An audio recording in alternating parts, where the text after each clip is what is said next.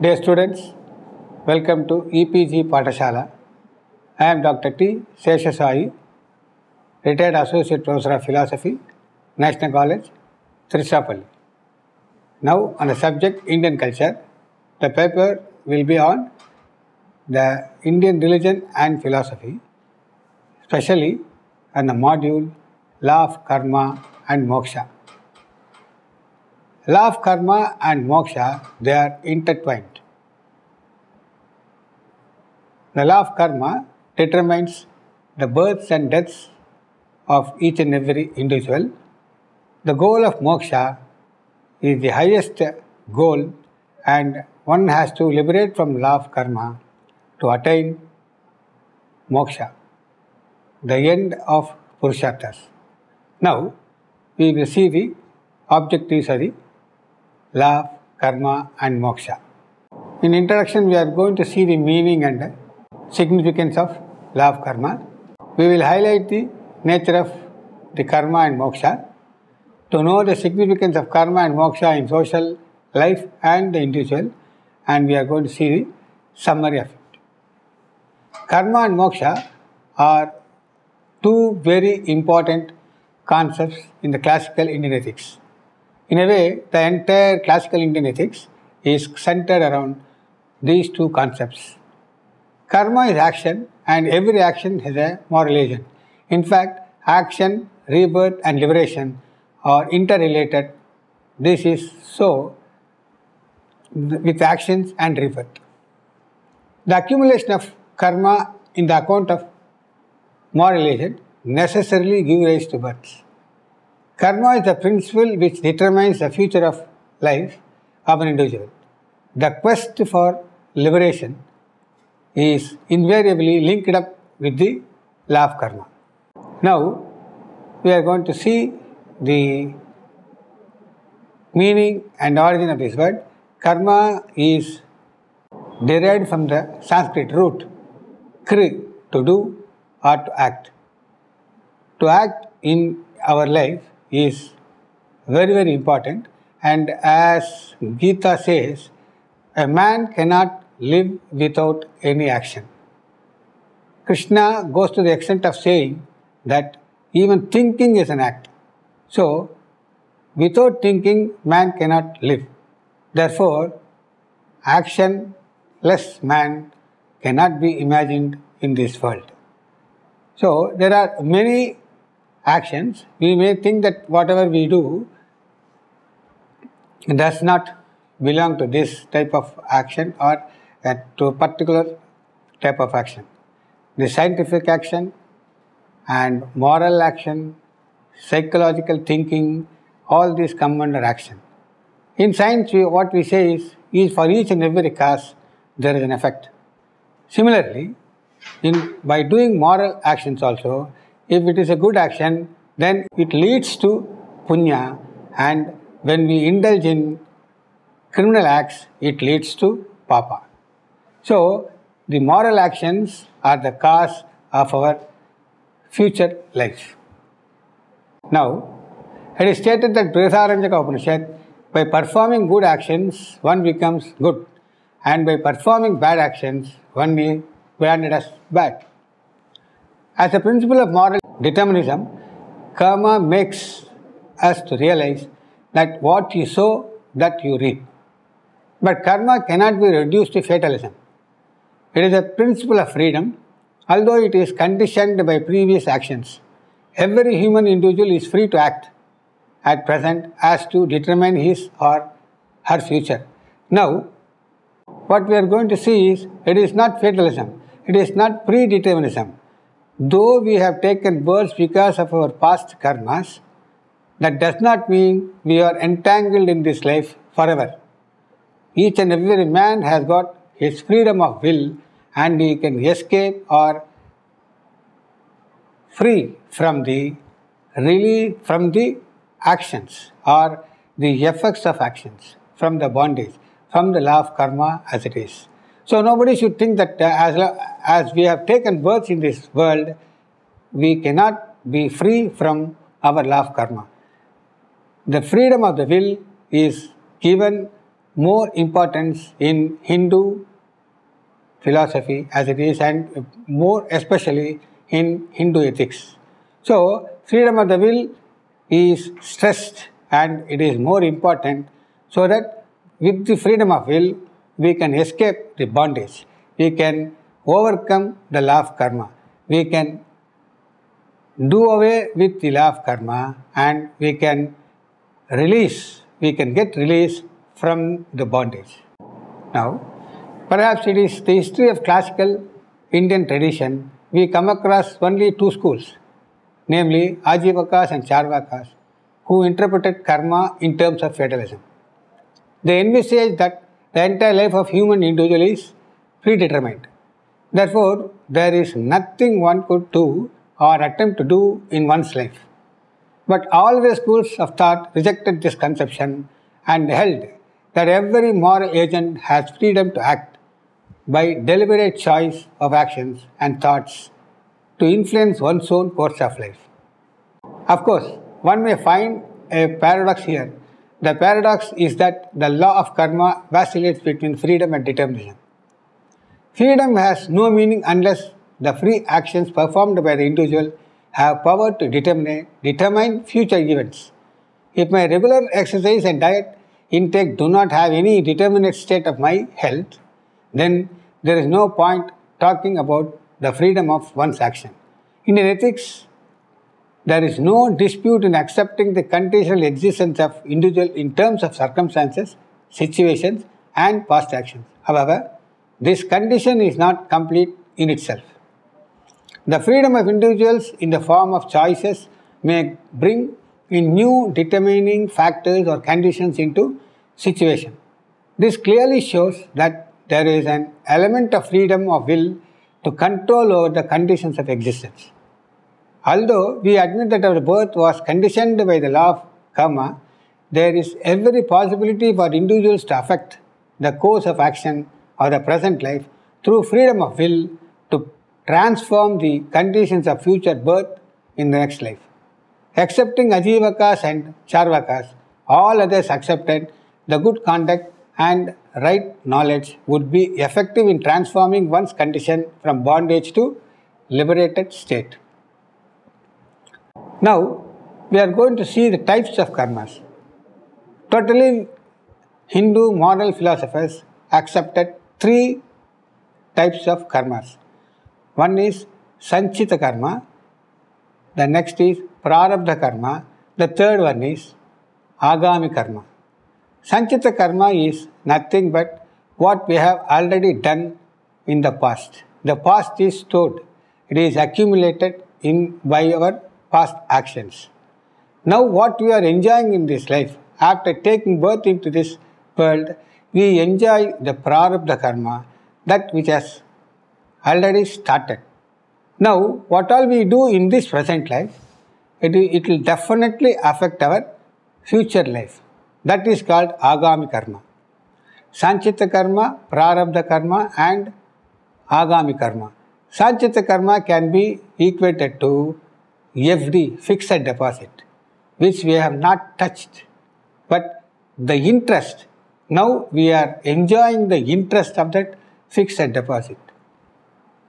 Then the Agami karma is just like we save the money through recurring deposit.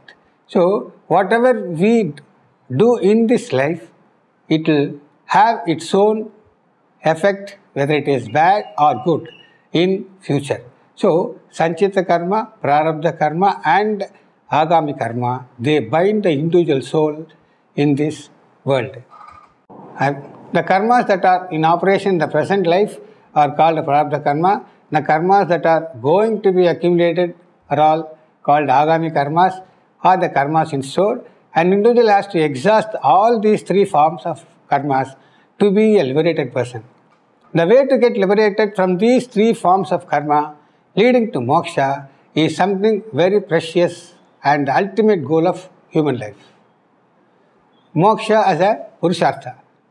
Hindu social philosophy is developed on the firm foundation of the fourfold goals of humans: Dharma, Artha, Kama and Moksha. Though all the four are referred to as fundamental human goals, the secular values of Artha and Kama are considered to be so far the reason that man is naturally prone to seek them, whereas Dharma and Moksha are termed fundamental, since anyone who is capable of reasoning out and philosophizing cannot but feel that his uniqueness consists in seeking these.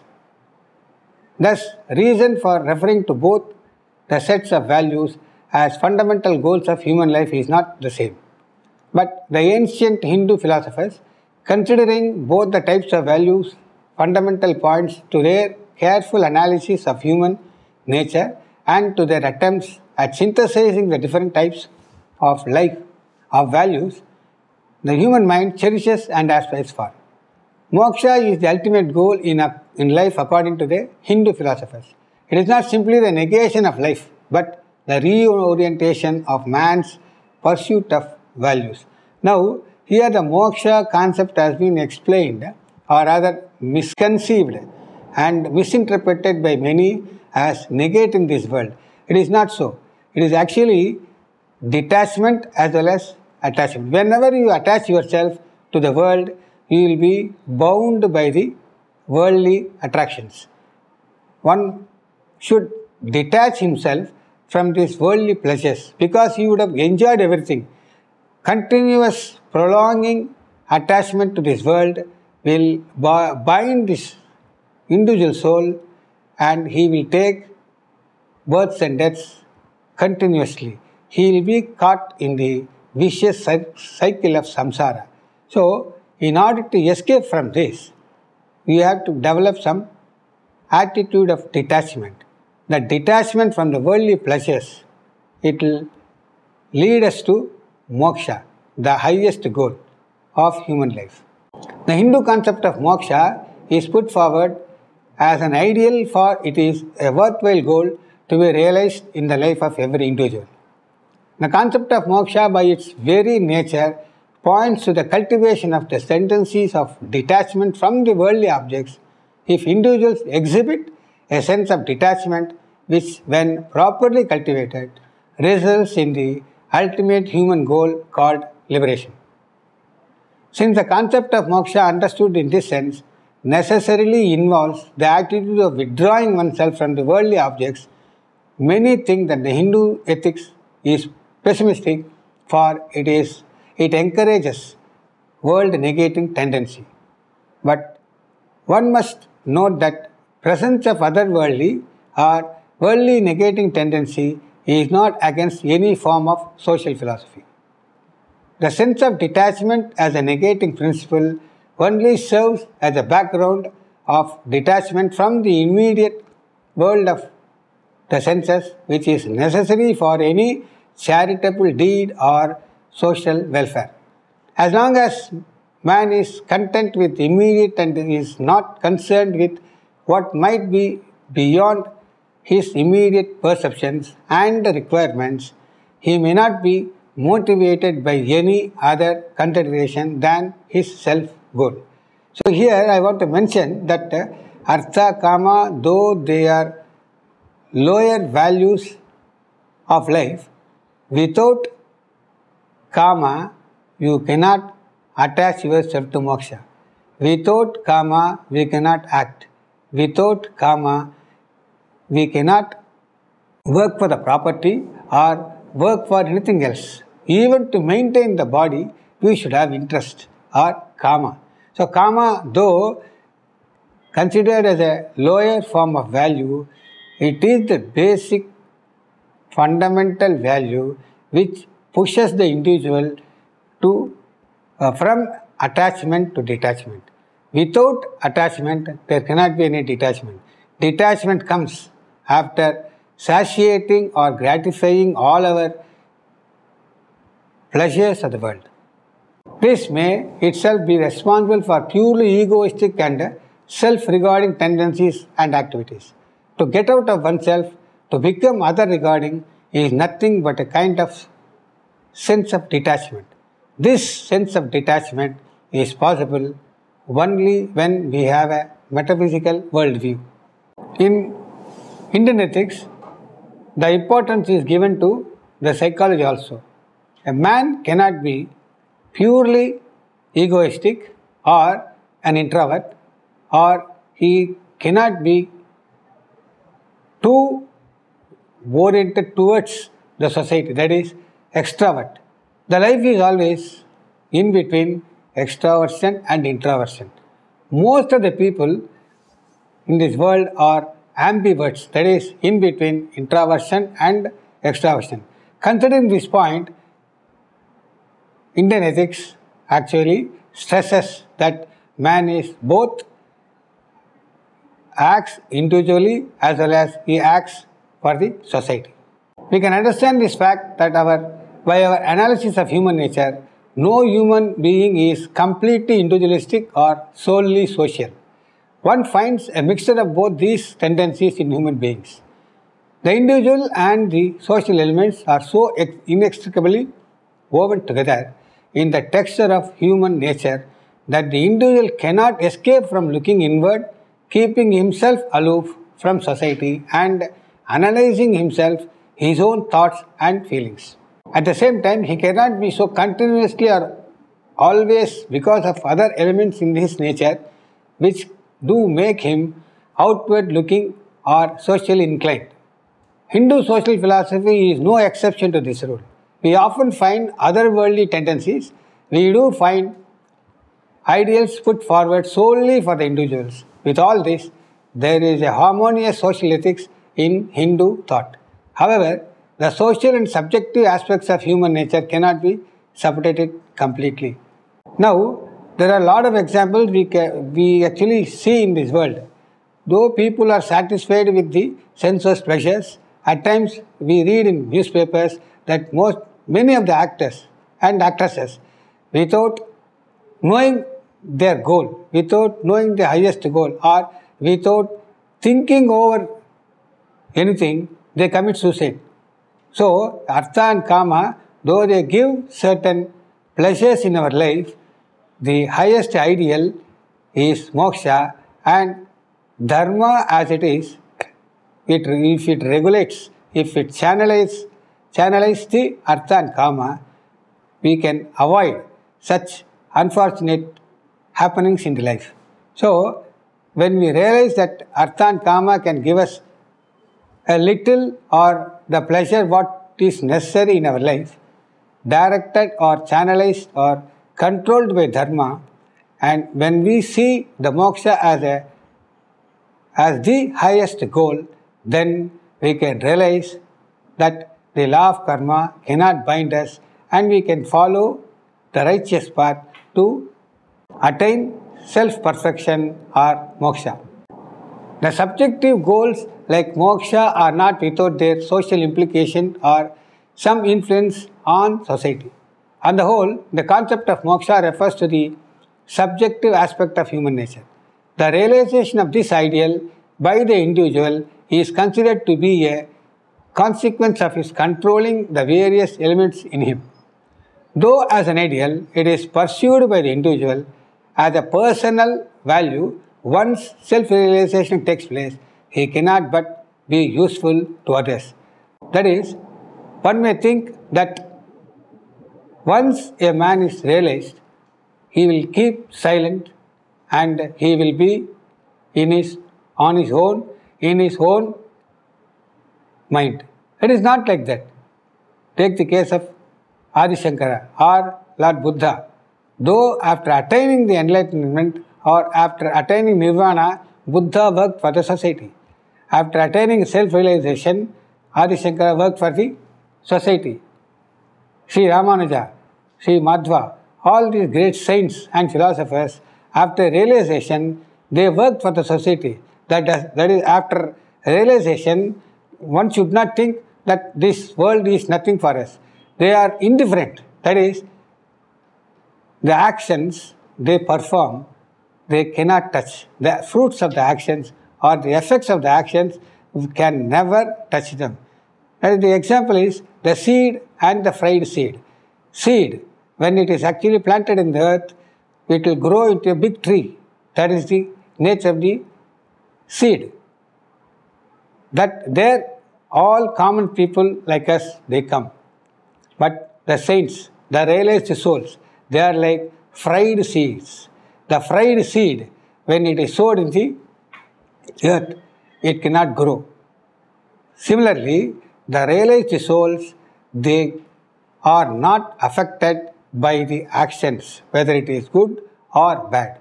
They will be indifferent to actions, but they will be going on acting in such a way that they cannot affect them. In this sense, the concept of moksha connotes the concept of spiritual perfection. When the individual aims at perfecting himself spiritually, he has to shed off all his egoistic and selfish tendencies. When perfection is attained by the individual, he does not cease to work for the welfare of others. Hindu philosophy does not merely indulge in speculating over the problems of life, it also introduces us to right ways of living. It is in the concept of moksha in which correlation between theory and practice finds its completeness. Thus, it is set as the goal of all Hindu ethics.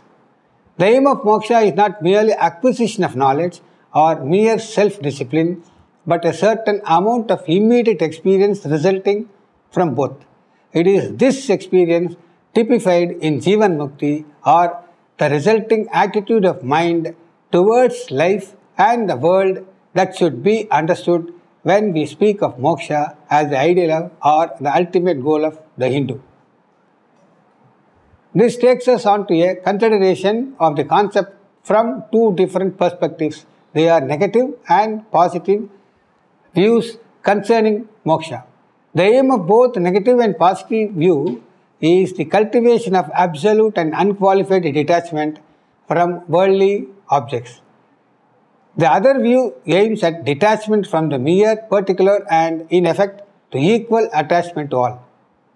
Though thus differing essentially, the influence of both the teachings alike in ascetic nature, so far as their bearing upon the disciple himself is concerned.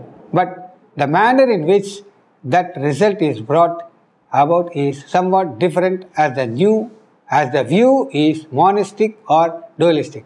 That is, in explaining the concept of moksha, Advaitins, Vishishtadvaitins, Dvaitins and many philosophers, they differ. One may follow a particular system and then say that this moksha is nothing but identifying the self with the Brahman. According to Adi Shankara, the Brahman and Atman, they are not different. They are one and the same. They are identical. To put it in a nutshell, Brahma Satyam Jagam Mithya Jivo Brahmaiva Na Aparaha. Brahman is the only reality.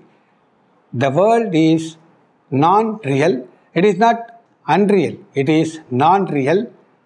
Then between Atman and Brahman, between Jiva and Brahman, there is no difference at all. This is in a nutshell the philosophy of Advaita, and because of Maya, we come into the existence and we come into bondage, we struggle, we suffer without knowing that everything is Brahman. Advaita never says the world is different and world is something different from Brahman. It exists in Brahman, it is not of Brahman. It is always Brahmani. World exists in Brahman. Whenever we see Brahman, we cannot see the world. Whenever we see the world with full of attachment, with full of ignorance, we cannot see the ultimate reality, which is the basis of the entire world. Advaita also stresses the view of Jivan Mukti. The Jivan Mukti concept is explained in Advaita, that is, one can attain moksha while living. While living, if you practice the path of jnana, one can attain liberation, one can attain moksha, which is also called aparokshanubhuti in Advaita. It is also called anubhuti. So this anubhuti or personal experience or anubhava which leads to moksha. after attaining moksha, the self, the individual self, realizes that the entire world is nothing but Brahman, the entire world exists in Brahman, the entire world is seen as Brahman. So, he can never find any difference between him and the other. The others are in him and he is in others. Similarly, whenever we see the pluralistic tendency or whenever we go to the other bhakti schools, they say that the bhakti is the only path through which you can attain moksha. For example, Sri Ramanuja never accepts Jivan Mukti. He will say that Videha Mukti, that is, a man can, though attains moksha in this life, he can attain moksha only after leaving this body.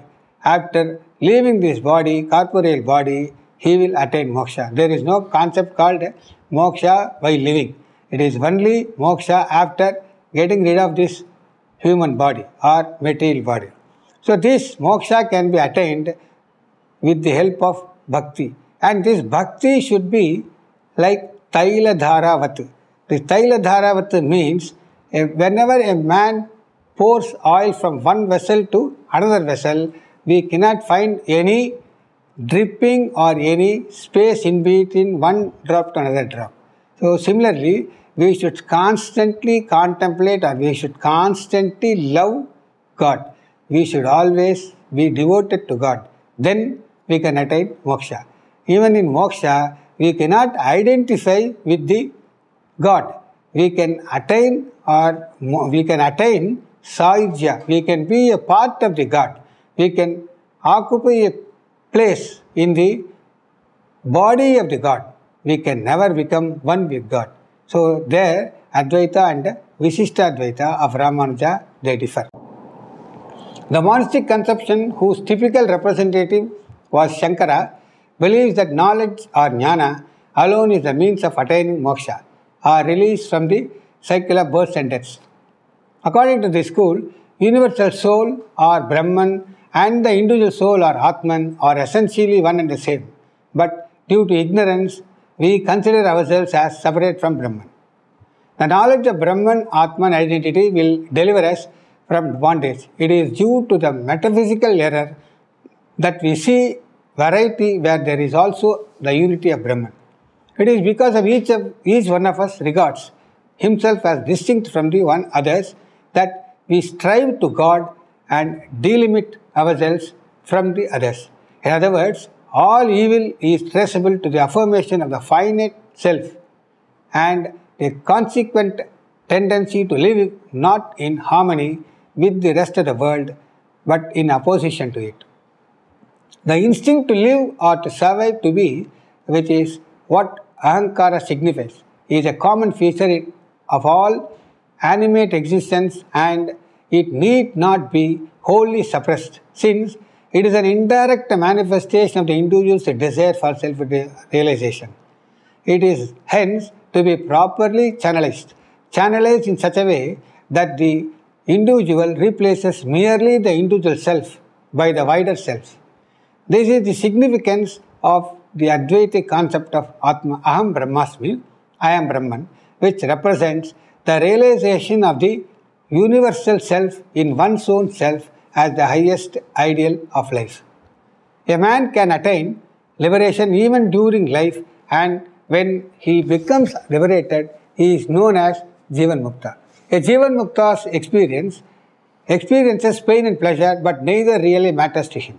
He does not necessarily give up all activity, as is illustrated by the strenuous life which Shankara himself led, but it does not proceed from any selfish impulse or even a sense of obligation to others. The identity feeling that the liberated man gets is described in the Gita, who sees all beings in himself and himself in all beings. He will dislike none. Gita, for example, here it says, I want to stress that in Bhagavad Gita, Lord Krishna says, a man becomes sthita prajna, that is, firm in knowledge. For Sthita Prajna, there is no difference. There is nothing like I or mine. Everything is one, and he will realize, or he is the person who acts for everybody. He will see everything in him and him in everything. So the Lord Krishna also, ultimately one can attain nirvana through karma, jnana, bhakti margas. Though there are differences between the monastic and the pluralistic systems, both agree in holding that ultimately the individual is to get rid of egoism is indicated by the insistence on the part of the devotees on voluntary self-surrender to God by the pluralistic systems. The scope of activity is also greatly extended, since surrendering oneself to God implies also the obligation towards that all that is and not merely towards fellow men. The dualistic and pluralistic systems insist that this is accomplished by the bhakti marga or the path of devotion. Starting from the position that man is not non-different from God, these systems hold that by cultivating certain virtues, the individual can realize God. Sri Ramanuja, the typical representative of Bhakti cult, specifies certain qualities for one to deserve the name of devotee of God. Discrimination, viveka, amukha, freedom from desires, practice, abhyasa, doing good to others, kriya, purity, kalyana, consisting of truthfulness, satyam, straightforwardness, arjaram, kindness, daya, non-violence, ahimsa, charity, dana, cheerfulness, anavasadam, and absence of excessive hilariousness, anyadriharsha. That is, whenever we find all these qualities in a particular man, then only he is called a devotee. If one lacks any one of this, then he cannot be called a devotee, and he can never worship God with full heartedness. So that is the essence of it. The qualities which is referred here, they are the qualities of a pure devotee. Whenever you have the qualities, then one cannot see the difference between color or caste or anything else. It may be there cannot be any difference in caste. There is nation difference or individual difference, male, female, or any other difference. From this, it is evident that bhakti is not sentimental attachment to God, and that true bhakti transforms the entire outlook of the individual and makes him more ethical and moral. Bhakti is of the nature of supreme love of God.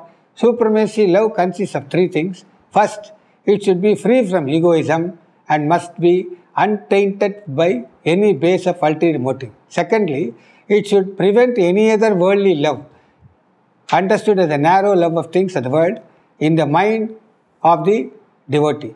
Thirdly, there should be complete self-forgetfulness on the part of the lover.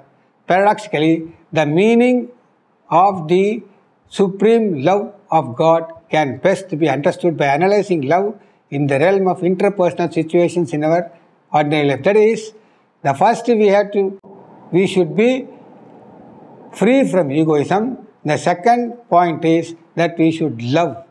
We should love only God, not the worldly thing. We should not, that is, between the lover and the love, there should not be any ulterior motive.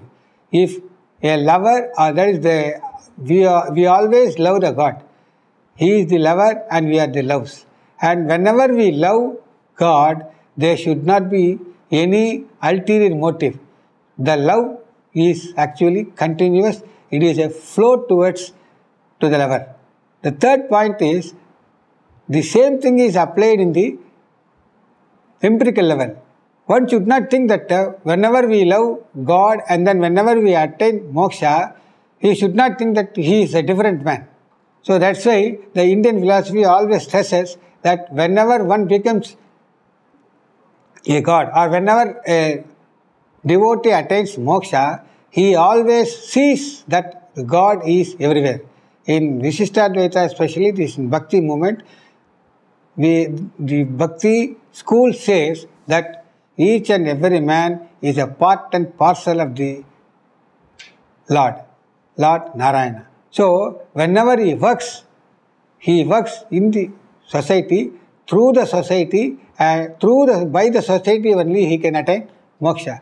This is the essence of the Vishishtadvaita's concept of bhakti. We should see that everything is Narayana and everybody is a amsha of the Narayana. So, there is no difference between devotees. There is no difference between the amshas or the parts of the limbs of a human body. Each and every limb is important. So, considering that each and every limb is important, he will take care, he will help others, and through helping others, through serving others, he will attain moksha. So, that is Manava Sevaye Madhava Seva. If one serves the human beings, then it is equivalent to serving of God. The various types of bhaktas differ mainly in varying degrees of spiritual perfection attained by them, and that the basic attitude of devotees towards life and the world is analogous to that of the Jivan Mukta. In its most intensive sense, the term bhakti points also to human experience, which is but a culmination of all spiritual practices. This transforms the attitude of the individual so much that the individual considers all as God's creatures and hence as fellow creatures. So he begins doing selfless service in the spirit of worship of God. Moksha cannot be reached by bypassing morality for ignoring it that the good life is indispensable and absolutely necessary for attaining spiritual perfection, and that there is no jumping from an unregenerate life of impulses and instincts to moksha. So, to conclude, as stated above, karma and moksha are diametrically opposed to each other. Where there is karma, there is no moksha. This does not mean the Hindu ethics suggests the individual to shun all their actions as moral agents to attain moksha. This is a misconception. Every individual as a moral agent has to perform one's actions in this world of object. For each individual has to fulfill his or her obligations towards the other. After performing one's obligations towards others, one can aspire for liberation. Even to attain liberation, one has to perform certain actions. The ways of liberations are Karma Yoga, Jnana Yoga, Bhakti Yoga. The way of knowledge, Jnana Yoga. The way of action, Karma Yoga. The way of devotion, Bhakti Yoga. All these three parts are equally important at one level or the other. So, the law of karma and moksha are the two important aspects of Indian philosophy, and the karma binds the individual soul to the world, and release from these karmas lead to moksha. To attain moksha, there are many ways. Of these ways, karma, jnana and bhakti are most important margas. The one more marga is also mentioned. It is called Raja Yoga. It is this Raja Yoga or the yoga patronized by the royals. That's why the name is Raja Yoga, which is nothing but Patanjali's Raja Yoga. So in this, through yoga also you get moksha. So in order to attain liberation, one has to do or follow any one of these margas. Without karma, there is no moksha.